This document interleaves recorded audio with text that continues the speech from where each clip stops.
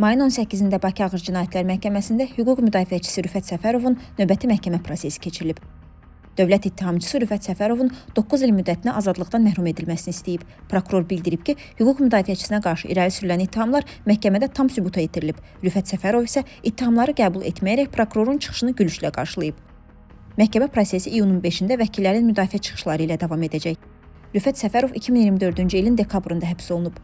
Ona qarşı külli miqdarda dələduzluq, qəsdən sağlamlığa az ağır zərər vurma və xuliqanlıq maddələri ilə ittiham irəli sürülüb. İttihama görə o Natiq İmanquliyev adlı şəxsdən torpaq satışı adı ilə 60 min manat alıb, lakin torpağı satmayıb. Daha sonra tərəflər arasında yaranan mübahisə zamanı qarşı tərəfə xəsarət yetirdiyi iddia olunur. Rüfət Səfərov isə bütün ittihamların siyasi sifariş əsasında irəli sürüldüyünü bildirir.